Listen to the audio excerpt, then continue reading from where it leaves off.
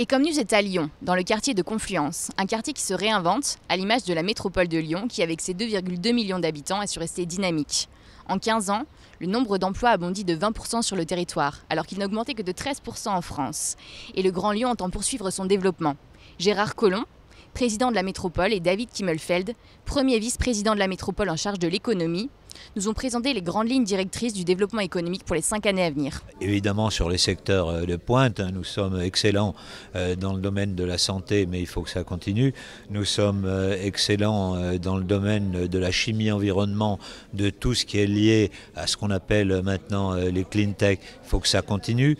Nous avons construit en l'espace de 5 ans une French Tech, un secteur du numérique qui est, je crois, devenu le deuxième de France, mais il y a un certain nombre de secteurs que nous pouvons développer, que nous avons peut-être négligés. Tout ce qui est issu PME, par exemple, doit pouvoir être conforté. Nous devons faire aller ces PME de l'avant. Développer davantage les liens entre nos universités et notre tissu industriel. Faire qu'un secteur qu'on ne connaît pas à Lyon, le secteur de l'assurance, et qui est pourtant un secteur essentiel, soit reconnu comme on reconnaît aujourd'hui les sciences du vivant. Voilà quelques exemples, si vous voulez, des actions qu'il faut que nous menions.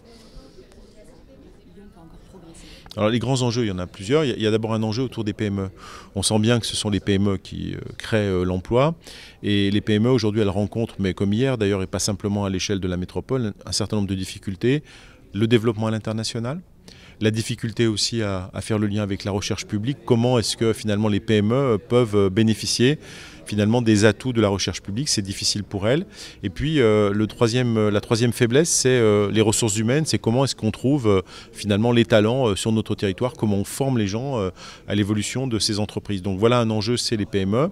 Le deuxième enjeu, je crois que c'est de manière assez importante, c'est le socle industriel. On a un socle industriel très fort ici dans cette métropole.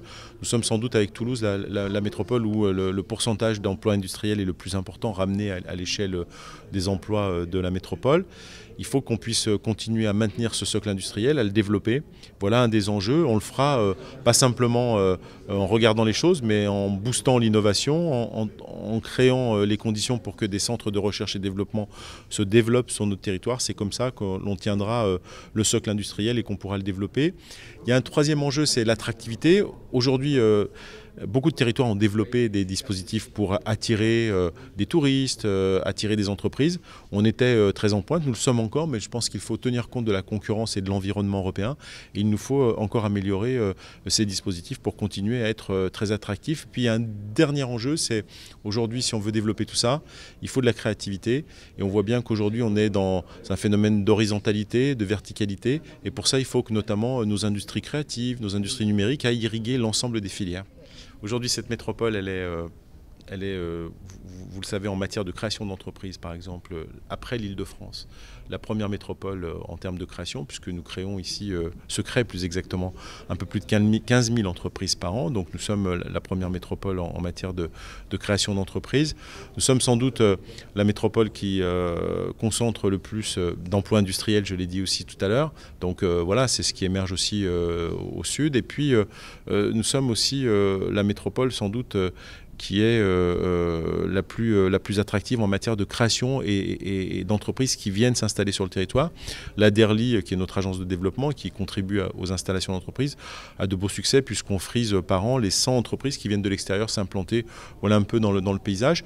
On a bien sûr, puisque vous parliez des métropoles du Sud, des liens étroits et des liens encore à développer, notamment avec nos amis marseillais, tout simplement parce qu'il y a un hub transport extrêmement important. On a le port de Marseille-Fos à quelques encablures. On pourrait dire que le port de Lyon, finalement, est le port avancé de Marseille-Fos. Et là aussi, nous sommes en discussion pour renforcer aussi les liens, parce que c'est pour nos industriels une des réponses, c'est pas la seule, mais c'est une des réponses en matière d'infrastructures nécessaires pour les PME, et notamment on parlait de l'international, à l'export par exemple.